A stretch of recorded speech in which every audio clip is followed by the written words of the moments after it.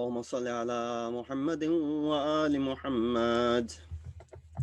اللهم صل على محمد وآل محمد. اللهم صل على محمد وآل محمد. بسم الله الرحمن الرحيم. اللهم إني أسألك وأتوجه إليك بنبيك نبي الرحمة محمد صلى الله عليه وآله يا أبا القاسم يا رسول الله يا إمام الرحمة يا سيدنا ومولانا إنا توجهنا واستشفعنا وتوسلنا بك إلى الله وقدمناك بين يدي حاجاتنا يا وجيها عند الله اشفع لنا إن الله يا أبا الحسن يا أمير المؤمنين يا علي بن أبي طالب يا حجة الله على خلقه يا سيدنا ومولانا إنا توجهنا واستشفعنا وتوسلنا بك إلى الله وقدمناك بين يدي حاجاتنا يا وجيها عند الله اشفع لنا عند الله يا فاطمة الزهراء يا بنت محمد يا قرة عين الرسول يا سيدتنا ومولاتنا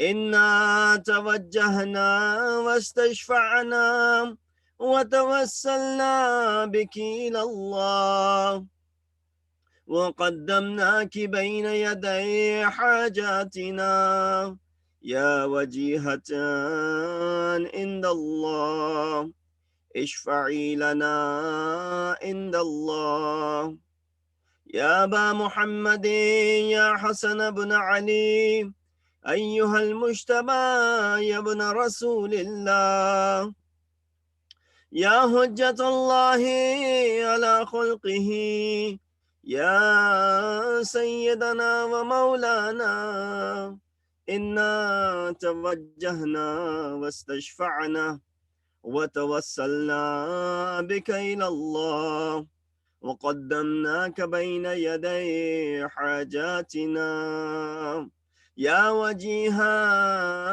عند الله اشفع لنا عند الله يا أبا عبد الله يا حسين بن علي أيها الشهيد يا ابن رسول الله يا حجة الله على خلقه يا سيدنا ومولانا إنا توجهنا واستشفعنا وتوسلنا بك إلى الله وقدمناك بين يدي حاجاتنا يا وجيها عند الله اشفع لنا عند الله يا أبا الحسن يا علي بن الحسين يا زين العابدين يا ابن رسول الله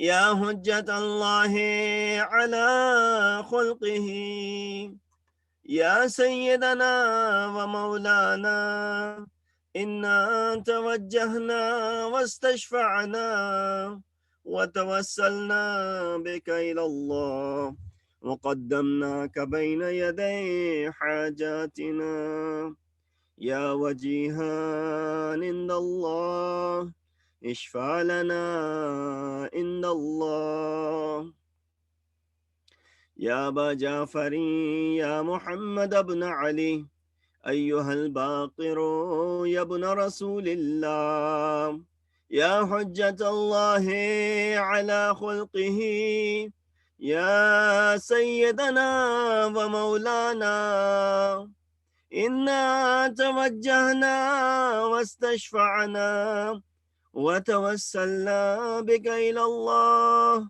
وقدمناك بين يدي حاجاتنا.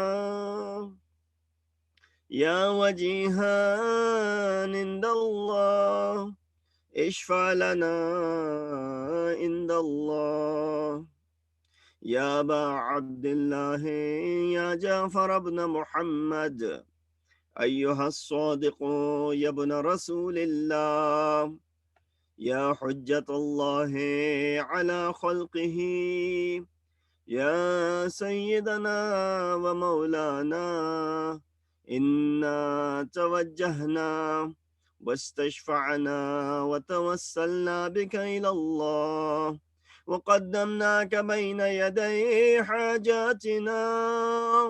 يا وجيها عند الله، اشفع لنا عند الله.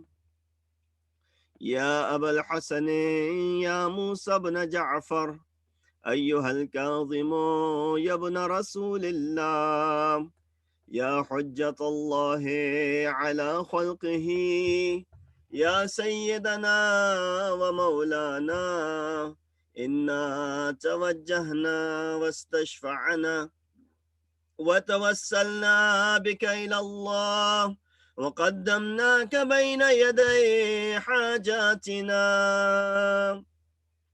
يا وجيها عند الله، اشفع لنا عند الله. يا أبا الحسن، يا علي بن موسى، أيها الرضا يا ابن رسول الله، يا حجة الله على خلقه، يا سيدنا ومولانا، إنا توجهنا واستشفعنا وتوسلنا بك إلى الله، وقدمناك بين يدي حاجاتنا. يا وجيها عند الله، اشفع لنا عند الله. يا أبا جعفر، يا محمد بن علي، أيها التقي الجواد يا ابن رسول الله، يا حجة الله على خلقه، يا سيدنا ومولانا، إنا توجهنا واستشفعنا وتوسلنا بك إلى الله، مقدمناك بين يدي حاجاتنا. يا وجيها عند الله، اشفع لنا عند الله. يا أبا الحسن، يا علي بن محمد، أيها الهادي النقي يا ابن رسول الله، يا حجة الله على خلقه، يا سيدنا ومولانا، إنا توجهنا واستشفعنا وتوسلنا بك إلى الله، وقدمناك بين يدي حاجاتنا. يا وجيها عند الله، اشفع لنا إن الله. يا أبا محمد، يا حسن بن علي، أيها الزكي العسكري يا ابن رسول الله، يا حجة الله على خلقه، يا سيدنا ومولانا، إنا توجهنا واستشفعنا وتوسلنا بك إلى الله، وقدمناك بين يدي حاجاتنا. يا وجيها عند الله، اشفع لنا عند الله.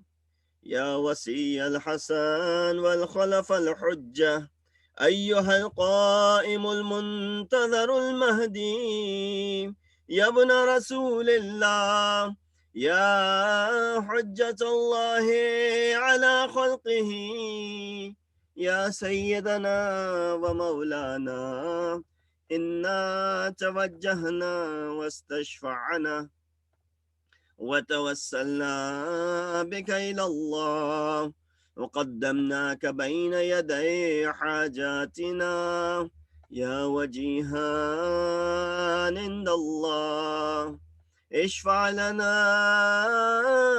عند الله يا وجيها عند الله اشفع لنا عند الله. Ask for your hajat from Allah subhanahu wa ta'ala. التماس دعاء.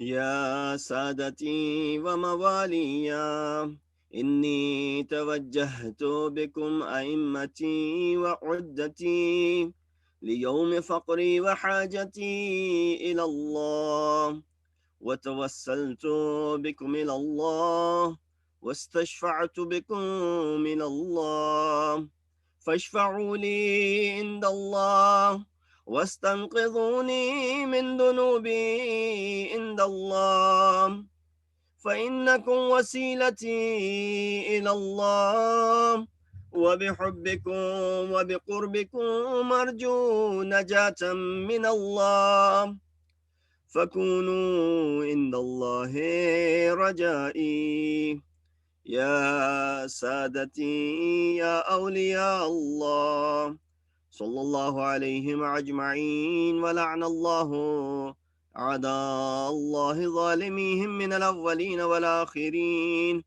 آمين رب العالمين. اللهم صل على محمد وآل محمد وعجل فرجهم. Please say the Fatiha for all of you Muslims.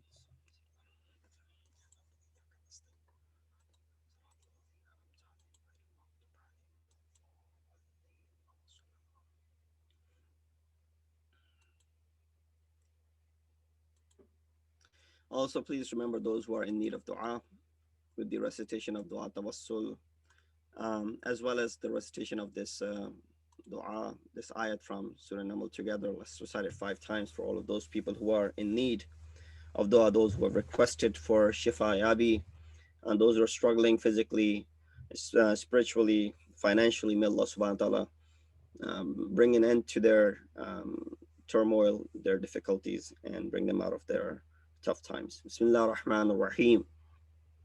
أمن يجيب المضطر إذا دعاه ويكشف السوء أمن يجيب المضطر إذا دعاه ويكشف السوء أمن يجيب المضطر إذا دعاه ويكشف السوء أمن يجيب المضطر إذا دعاه ويكشف السوء أمن يجيب المضطر إذا دعاه ويكشف السوء ويجعلكم خلفاء الأرض أإله مع الله قليلا ما تذكرون. اللهم صل على أعوذ بالله من الشيطان الرجيم. بسم الله الرحمن الرحيم. الحمد لله رب العالمين. الصلاة والسلام على أشرف الأنبياء والمرسلين خاتم النبيين بالقاسم محمد وأهل بيته الطيبين الطاهرين المعصومين الذين أذهب الله عنهم الرجس وطهرهم تطهيرا. أما بعد فقد قال الله تبارك وتعالى وقوله الحق وهو أصدق قائلين. بسم الله الرحمن الرحيم. فأرسلنا عليهم ريحا صرصرا في أيام نحسات لنذيقهم عذاب الخزي في الحياة الدنيا والعذاب الآخرة أخزى وهم لا ينصرون. صدق الله العلي العظيم. Assalamu alaikum wa rahmatullahi wa barakatuh. We have officially entered into the month of Safar, and there are various sayings, narrations, or hearsay even sometimes. That is it correct that the month of Safar is known for its nuhusat, it is nahis, or is it the month of misfortunes? In order to address that in the next 12, 14 minutes that I have, inshallah until 8:30, I recited this ayat from Surah Fussilat, ayat number 16, where Allah subhanahu wa ta'ala uses the word ayyamin nahisat. And also in Surah Qamar, ayat number 19, has the word yawmu nahis. Inna arsalna alayhim rihan sarsaran fi yawmin nahisin mustamirrin tanzi'un nasa ka'annahum ajazu nakhlin munqa'ir. That indeed we sent upon them a screaming wind on a day of continuous misfortune, yawmin nahis, extracting people as if they were trunks of palm trees uprooted. And the ayat of Surah Fussilat, ayat number 16 says, similar beginning, فَأَرْسَلْنَا عَلَيْهِمْ رِيحًا صَرْصَرًا. So it is talking about azab on a qawm. So we sent upon them a screaming wind during days of misfortune to make them taste the punishment of disgrace in the worldly life. But the punishment of the hereafter is more disgracing, and they will not be helped. So these two places in Quran that you find the word nahis, ayyam nahis, or yawm nahis, or ayyam nahisat. Because when the word ayyam is coming, it is used with plural, and when the word yom comes, it uses the singular form of it. So is it correct that the month of Safar, is there any truth to the fact that is it nahis as well, or is it the month of misfortunes? You might find posts on different social media outlets going around that read this dua or read that dua, and if you read it, you will not die this year, for example. Or if the person whose death was written in this year, he will not get the opportunity to recite this dua. I received a similar dua from someone. Of course, that is not true. That is not found in the kalam of Masumin. Of course, it's not in Quran either, but that is not found in the kalam of Masumin. And there's no such thing as that if you recite it, this will avert, and if you don't recite it, it will bring upon you. Masumin do not relate things of this nature. Yes, there are ways of averting your death even. If your death is written, your ajal, your wafa, or your time of expiring is written, for example, this year, it will happen this year. But there are certain actions through which you can delay it. We find this in the kalam of Masumin that sadaqah is something which delays even death. So if a person gives sadaqah, even the death could be averted from that person for time being. But of course, it is inevitable. Everyone has to die, and one day this death will come upon him again. But for now, for time being, this death has been averted. And there are certain actions, by performing those actions, you can actually bring your death closer. Although the ayat of Quran says, La yastaqdimuna wa yastakhiruna. Whatever is written upon them, they will not be able to bring it forth closer, or send it back, or push it back. It is all in the hands of Allah subhanahu wa ta'ala. That is the key word, in the hands of Allah subhanahu wa ta'ala. So if Allah wants, he can bring it closer, or if he wants, he can avert it. So therefore we have these traditions in reference to sadaqah. So why is it called Safar, the month of Safar? What is the originality, or the origin rather, not origin, what is the origin of the word Safar? There are two reasons why this month is called Safar. The word, it may be derived from the word sufra, from swad, fe, ra, in Arabic, which means pale, yellow. Therefore, at the time of choosing the name of this month, it was the time of fall, which is, right now we are going through so today was the first official day of fall in this country. So autumn or fall is when the leaves are yellow and they're falling off the tree. So that's where the word sufra refers to pale or yellow. So that could be the reason the month was being chosen, or the name for the month was being chosen. It was the time of fall and autumn, and therefore they named it after that, because of the trees and were turning yellow and the leaves were turning yellow. Another reason is the word sifr in Arabic, which means zero or empty. And the reason behind choosing this name Safar, and it could be derived from the word sifr, is because people at the conclusion of the haram months, remember we mentioned the ayat of Quran says, Inna iddata shuhur in the Allahi ithna ashara shahran. Arbatun hurum. Amongst these 12, four of them are muhtaram or haram. Haram in a sense what? That we call Muharram al-Haram. Dhul Hijjah al-Haram, the Qad al-Haram, and Rajab al-Murajjab is also haram. So these are four muhtaram, not haram in a sense, haram, halal, muhtaram. That means there's honor and dignity and respect to these months. So why were they called muhtaram? Because even the qital and the battles will be postponed. Not just after Islam, but even prior to Islam, the Arabs had this, they had this law, for example, if you want to call it, imposed upon themselves that in these months they will not fight. And therefore, in Islam came in and further elaborated on this fact that if someone does fight in this month, the blood money will be twice as much. And therefore, these 4 months, 3 of them back to back, the Qada, the Hijjah, and Muharram. After Muharram comes the month of Safar. There's that people at the conclusion of these haram months, Dhul Qada, Dhul Hijjah, and Muharram, would leave for battles. So they will go back to the battlefield, resume their battles, and they would leave their cities, their hometowns, and their hometowns will become empty. And when the hometowns become empty, that's the word Safar comes from. This was named right after the month of Muharram. The name of the shahr or the month was Safar, because the cities will become stranded and empty and zeroed. So therefore, nobody would remain in the cities, and therefore this month was called Safar from this aspect. Swad, not Safar in Sin. So it was forbidden to fight during these months. Islam only emphasized on this fact. Islam actually wanted them not to fight throughout the year, but of course there were conflicts, there were confrontations, and of course they had to be dealt with. So this month has been known for its misfortunes, considered to be sinister and ominous, rather ominous. Therefore, people associate certain things with it. And it is narrated from the Holy Prophet that he said about this month, whoever informs me of that the fact that month of Safar has ended, I will give that person the glad tidings of paradise. Basharate Jannat. That if someone comes and tells me, oh, Prophet, today was the last day of the month of Safar, now we're into the month of Rabiul Awwal, for example, he said, I will give Basharat, glad tidings to that person of paradise, because this month is difficult. So there are various reasons why this month could be difficult, and inshallah, I'll try and get into those things in the next few minutes. Some of the recommended actions during this month.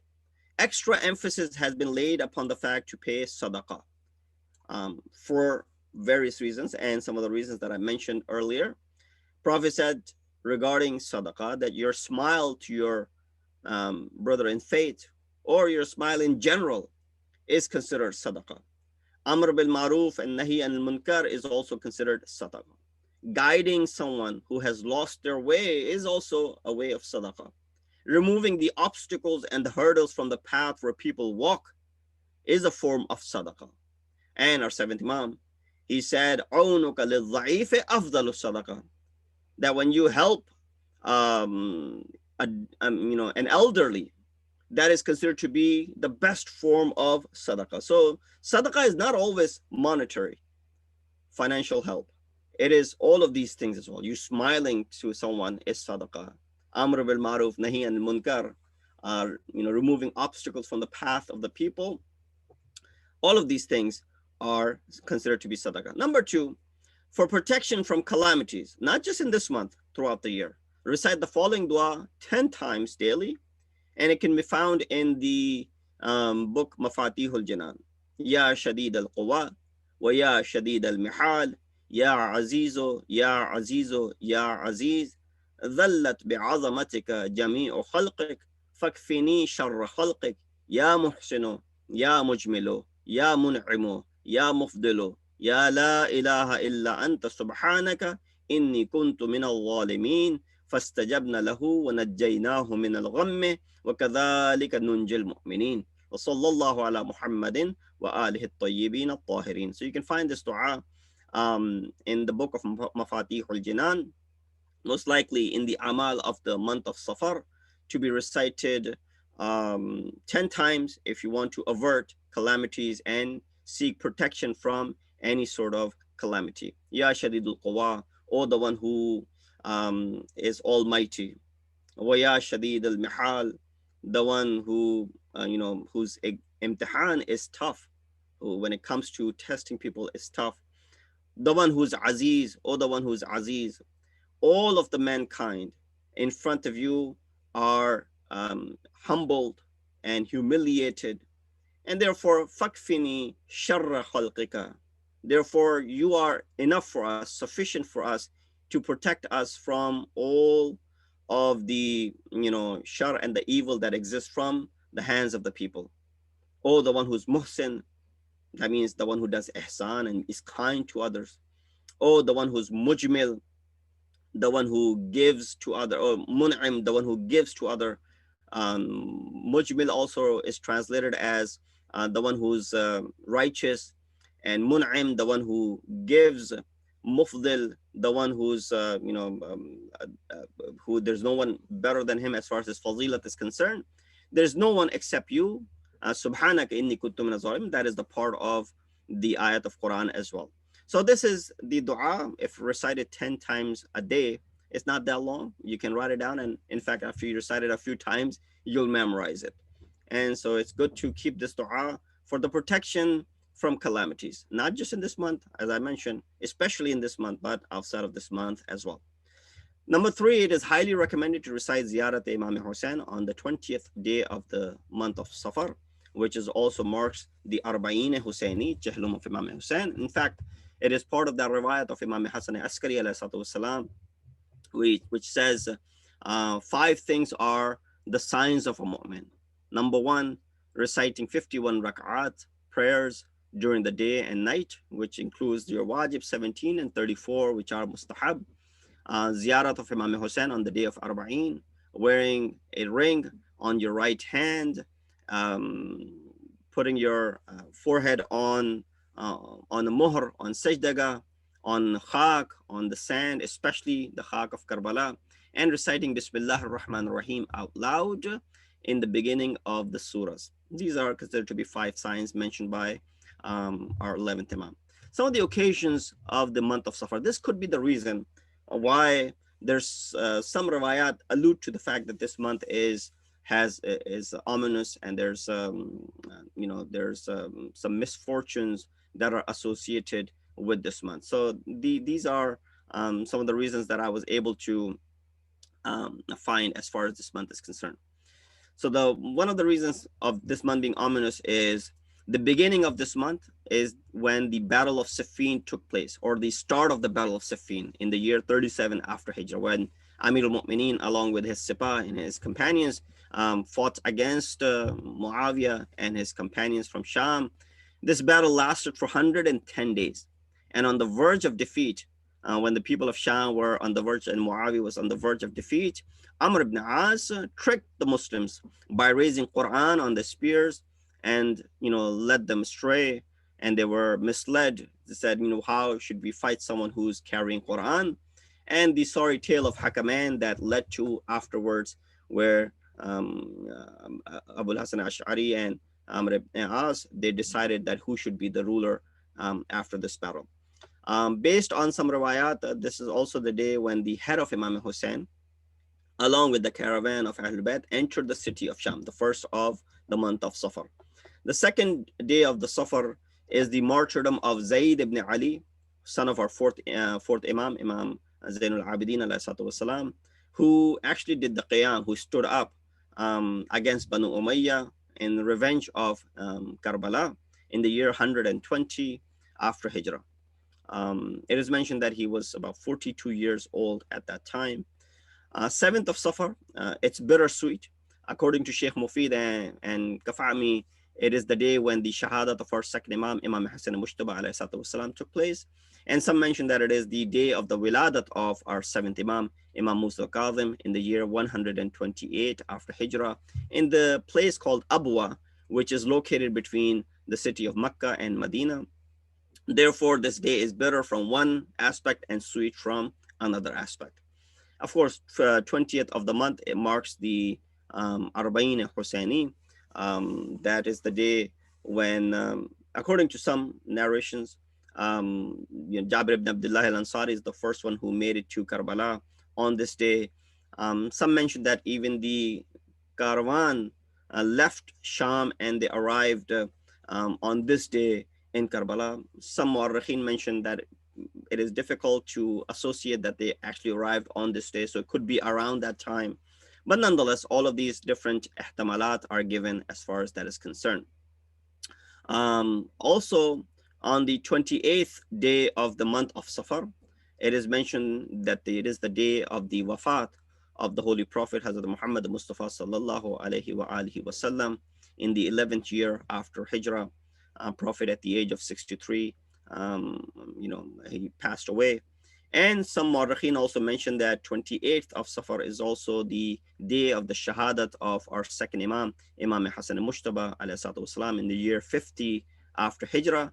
And lastly, last day of the month of Safar, according to Tabarsi and as well as Ibn Athir, the last day of the month of Safar in the year 203 after Hijrah, it was the day of the Shahadat of our eighth Imam, Imam Ali ibn Musa Rada والسلام, who was poisoned by Mamun Abbasi, and he attained martyrdom on this day as well.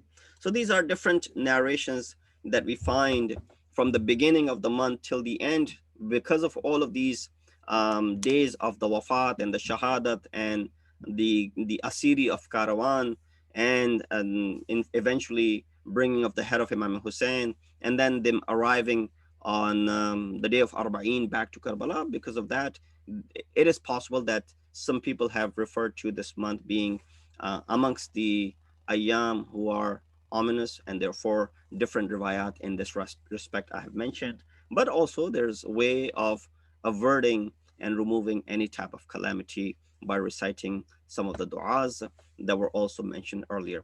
We ask Allah subhanahu wa ta'ala to give us the tawfiq and ability that we're able to perform some of the recommended actions that are mentioned in this month of Safar. And we ask Allah subhanahu wa ta'ala to give us the tawfiq to follow the commands and the teachings of Masumin alayhi salatu wasalam. Wa akhiru da'wana alhamdulillahi rabbil alameen.